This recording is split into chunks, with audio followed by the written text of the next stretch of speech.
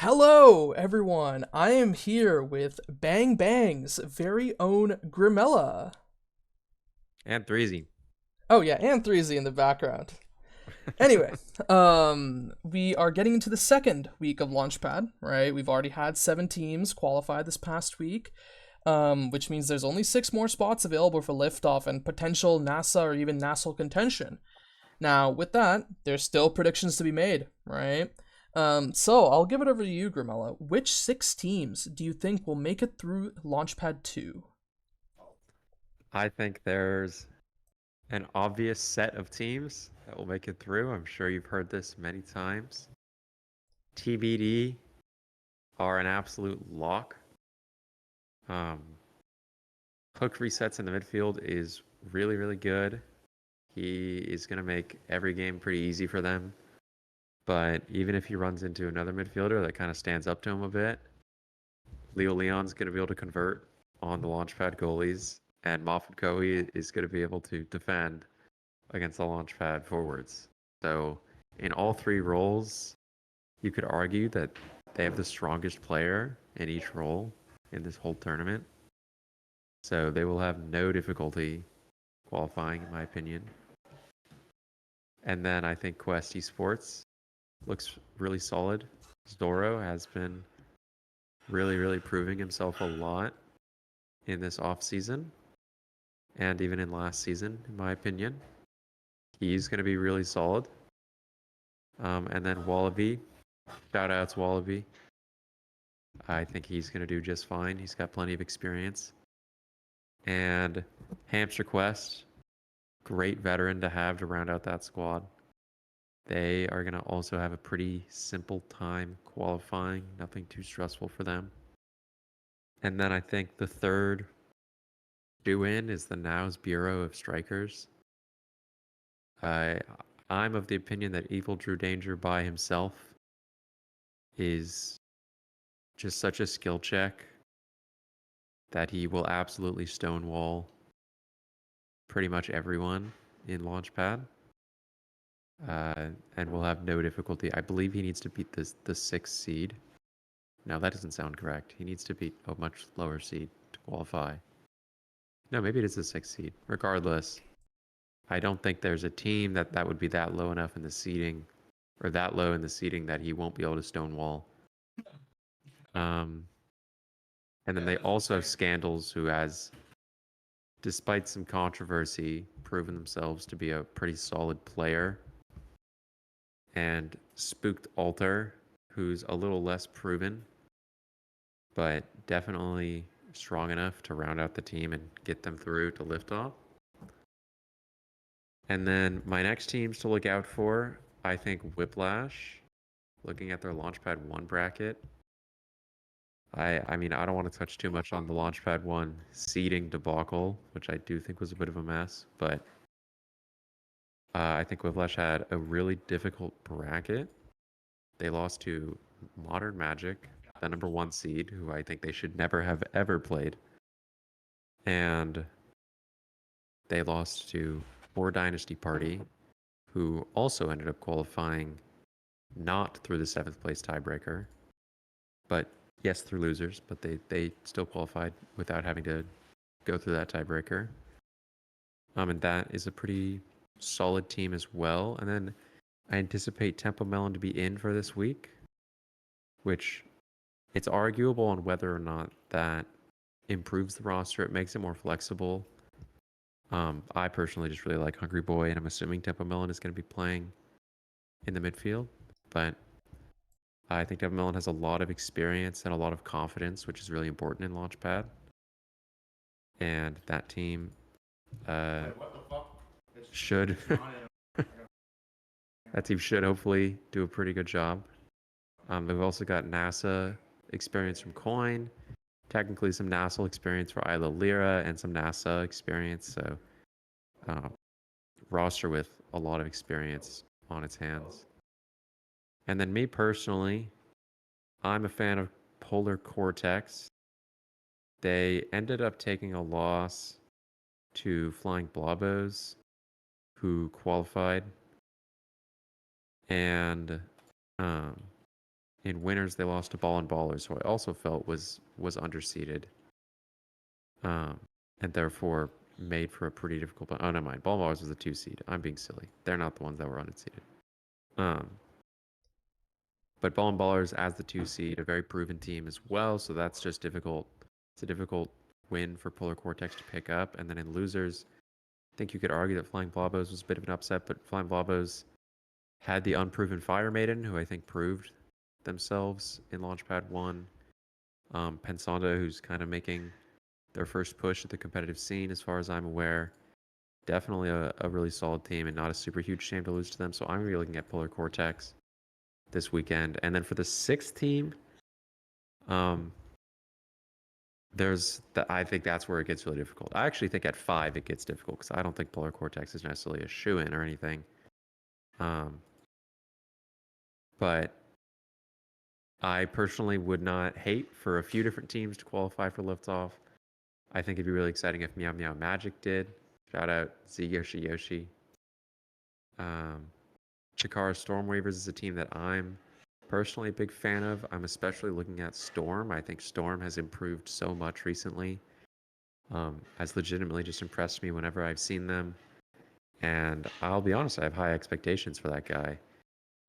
As for the team as a whole, I wouldn't be surprised if they do. I wouldn't be surprised if they don't qualify, but they definitely seem like they at least would fit in fine in like Nasty, which you need to make liftoff to qualify for.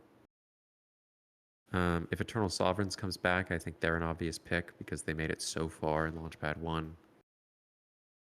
And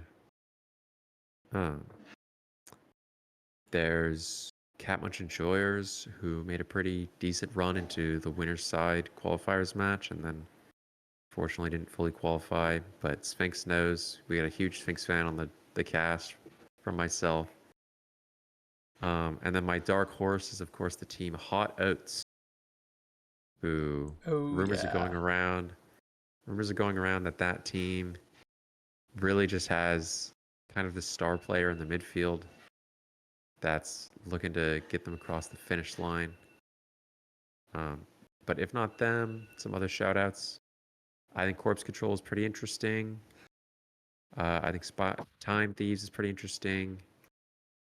And I think one of Lions Eat Bears, Cyberswipe, and the Alpha Romeo team is pretty likely to just kind of randomly qualify. Not randomly as if they're bad or anything, but I think they're teams that aren't going to be on people's radar, similar to like Famine for Corp, that will qualify just through like good play on the day because they're capable of it. And yeah, I think those are my main shout outs. So I'll go with my 6th team as Meow Meow Magic to make it. Yeah, I was gonna get to you about that because you listed around 10 teams for that sixth place spot. But yeah, Yeah. Meow Meow Magic. Any reason in particular to choose that over the other teams? Um, the number one overall reason, and probably about 50% of the reason, is because of my incredible bias towards Yoshi 64. So I would just like to see that guy succeed. Um, but the other 50% is because I think this Dave player is very good. Definitely at least NASA level.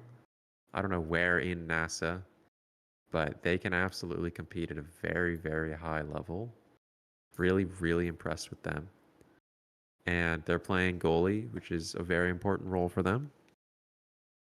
And Just Logan as well, who made a good run with Plink in NASA Season 3, I believe, and then unfortunately couldn't quite make playoffs in NASA Season 4, but also known grinder, always playing the game, always climbing the ranks.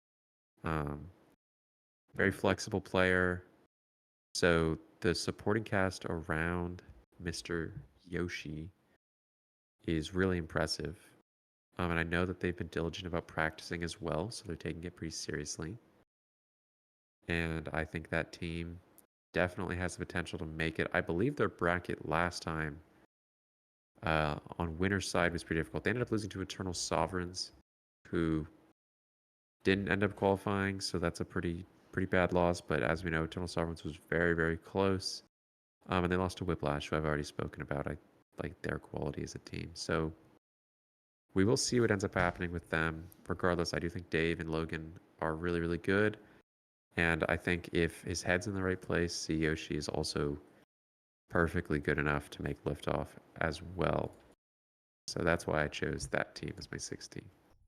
Sure. Now, as we kind of take a look at all of these teams, right? You've mentioned some that you think will qualify, some you think are pretty likely to qualify, but let's kind of split these teams, break them apart a little, right? Are there any players specifically that you think that are stand out and should be watched specifically, either on the potential qualifying teams or maybe not?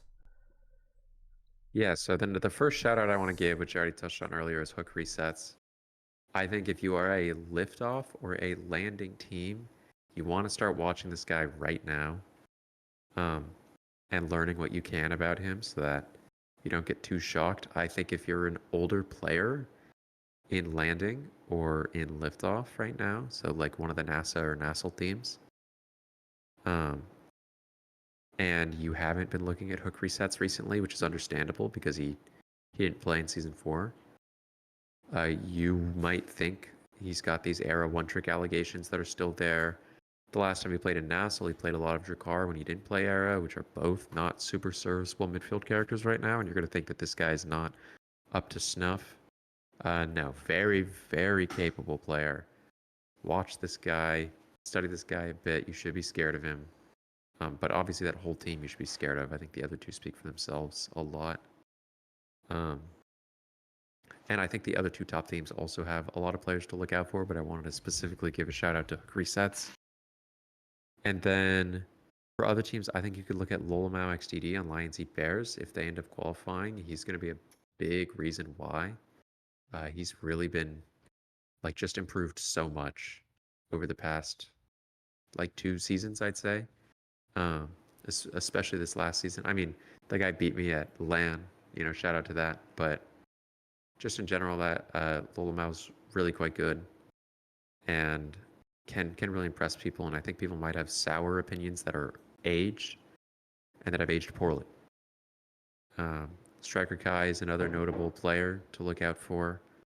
They've just proven that you got to beat them if you want to qualify for these leagues, and time again they've been winning, usually with Sino Gemini at the helm, which might have played a bigger role. But regardless, I would say look out for Roxas 4204 on the Nobodies. Very interesting team, super unproven team, but Roxas, I've only interacted with them briefly, and I've really only made note of them recently. But I think they impressed me with their play. I thought they made intelligent decisions, which is very rare for a brawler. They were making intelligent decisions in game, and after I ran into them in solo queue twice, so just 2 minor interactions, they DM'd me asking for advice or tips, which I think is a very proactive mindset, shows a lot of commitment to improvement. I've heard that they're a Norms Demon, and Norms Demon actually, they have a great track record recently with Fire Maiden and Fire Maiden's duo and Shionzu. So Norms is definitely not a derogatory term. And Roxas apparently has a lot of experience there and could really impress people with their brawler play. I just think it is a little unfortunate that they're in the brawler role. That probably minimizes their impact a little bit. So their other 2 players are going to have to step up if they want to get big upsets. But that is, I think, the last player I'd say to look out for. And then Sylvia Seraphine, of course, everyone's got to look out for them. Bang Bang, coach right there for a reason. And finally, not on mobile. So I'll be looking out for them. And yeah, I don't want to get too long-winded, but those are some players I think to really look out for. Yeah, for sure. And I mean, you mentioned, right, players like Roxas, maybe even Sylvia Seraphine could lead to some upsets, right? Yeah. Now we can kind of take it back teams as a whole, right? Are there any teams that you think that have good upset potential? Um, yeah, I did technically say Meow Meow Magic would qualify, so I suppose I'm saying that they have some good upset potential. Polar Cortex might be looked at lowly after not qualifying through Launchpad 1, which is interesting that would happen, but they might be looked down upon a bit, but I think they have a lot of potential still. Um, Other teams that I think could pull out a really exciting upset, of course, Hot Oats. That team looking fantastic, but it depends on where everything's seated because I haven't seen the seating yet. And then Catmuch Enjoyers, you could argue that they could find an upset. Um, Which, for the record, to clarify, Catmuch Enjoyers this week will be having Jules XL play instead of Mudflap. I don't know if that changes okay, things. okay, that is interesting. I think that's probably an upgrade. Um, all that really matters is that they have their star player, the Kainoob of Launchpad Sphinx in. Um, and as long as nobody kills that guy in game, they should hopefully find some success. It also depends on like where Whiplash is seated. That team could quote unquote be an upset team, but I think they're the teams that like should be getting upset if an upset were to happen. But yeah, I suppose Cyberswipe is what I'll say is the most likely to find an upset. I could see them qualifying through winners unexpectedly over a higher seed. And why is that? Is there any particular player there you want to watch, or just their synergy, or Yeah, I think Expo Chan has just kind of always gone under the radar as a really solid player. And Zoe the Witch, if anyone has heard me talk about Zoe the Witch, I think Zoe the Witch is great. Um, Definitely an up and comer. And I think that forward duo can be incredibly lethal. And that offensive pressure might be enough to barrel through Launchpad unexpectedly, especially in this best of one format. And Assertive, I'm not too familiar with their game, but I believe they that's Ashy played, Burb? yeah, they played with Striker Kai last season. And so they have experience in the higher leagues already, which is a good quality to have in Launchpad. So that will be my team because of their potent offensive duo off the back of a solid Zoe the Witch performance. Yeah, for sure. Now, I mean, those are all the players, right? We've taken quite some time, talking about the different Launchpad teams, the players on them, and just what we think will happen. But I guess we can kind of shift our focus over to the meta, right? As we've known, right? Nassel happened right before the big patch that dropped for the new season, and yeah, we've had our first big quote unquote tournament of being Launchpad 1, where we've gotten to see some of these picks come through and see how this meta is shaken up. Any characters you think that are a general must pick or must ban with the current meta and map pool? I think especially for Launchpad, you should really look at Asher and Atlas for a lot of different reasons. Um, they're both very consistent characters. Like Asher tends to be a more consistent Juliet. If Juliet's not getting dash punch KOs, she's struggling. Whereas if Asher isn't, she's still likely doing some solid core control, and especially applying a lot of offensive pressure with soap like her ult and just the tools at her disposal. And then in the exact opposite way, I think Atlas is such a consistent goalie that has the tools to defend completely on his own, especially if you're taking strike shot. So strike shot and primary are great tools to deal with passes if your teammates are getting passed around efficiently. Secondary is obviously just a great tool to have on the barrier. And ult is good in case you run into a team that is kind of gambling on damage, because I think damage is a really inconsistent strategy for a Launchpad team. If you find a team gambling on damage, Atlas is a good way to mitigate that a bit and make it even more difficult. And then in the midfield, I actually don't think there's any picks to specifically look out for. I think we're going to see plenty of Now. I think we're going to see plenty of Estelle. Um, Maybe I think you could look out for Aimee. Um, right now, damage was kind of rotated out a good bit, except for Deadeye, so that makes her one of the more potent damage characters.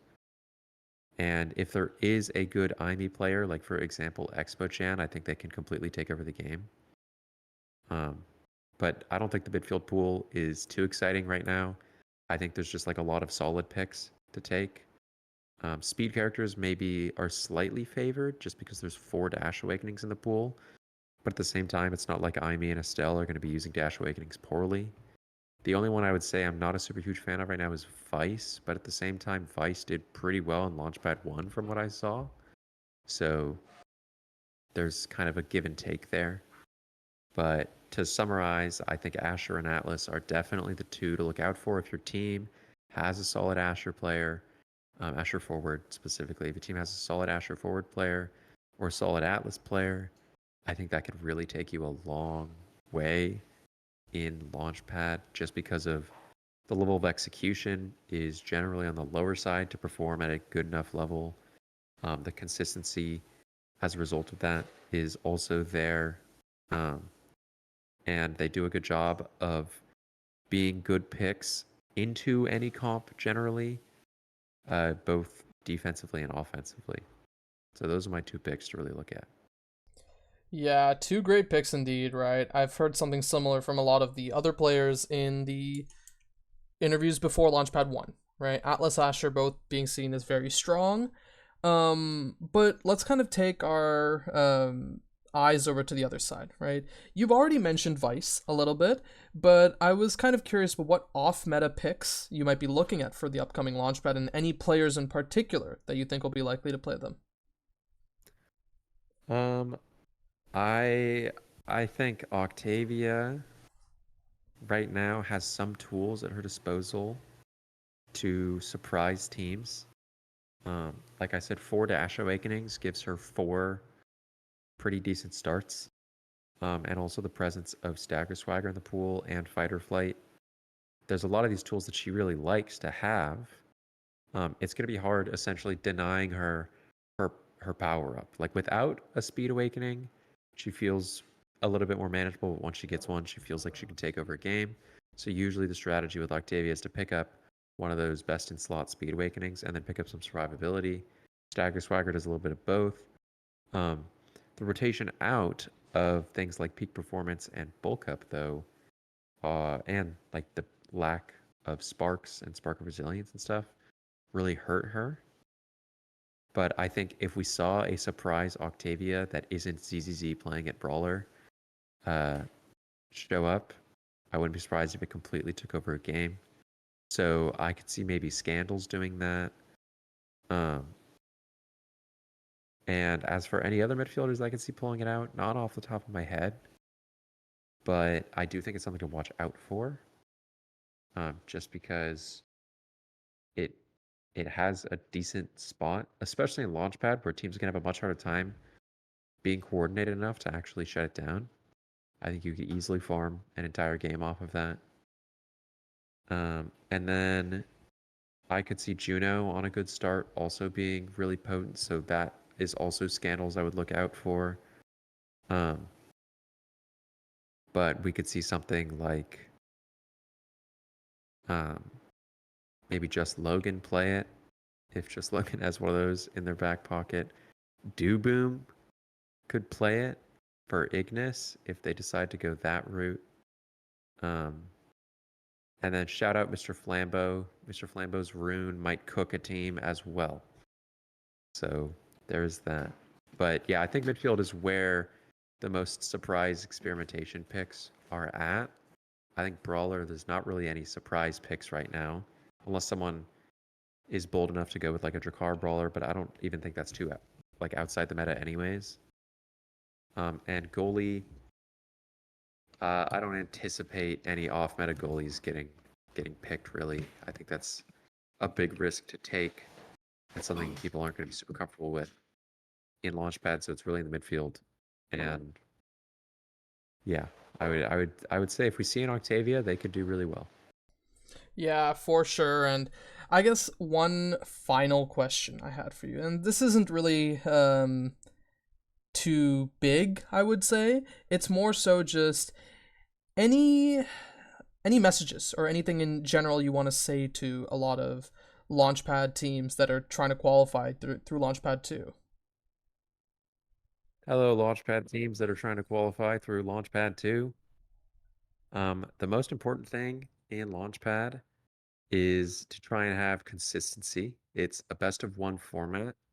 So if you have an off game, you don't get that safety net of a BO3 and confidence. And those two usually go hand in hand. You really have to believe in yourself. You can't be intimidated by the opposing nameplates. Um, and if you have those two things, you are quite likely to find a lot of success. So I guess what I'm saying is it's a big mental battle. Launchpad can be really intimidating for a lot of teams. A lot of people feel like they wouldn't belong in liftoff. And I say that that's the wrong opinion to have. You're here for a reason and you're here to prove yourself. And so as long as you understand your worth, you will be able to do that and you will be able to surprise people. You will be able to start building a name for yourself, which is an important quality.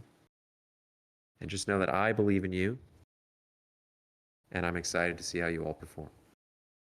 All right, what a great message for the viewers and the Launchpad teams that will qualify through Launchpad 2.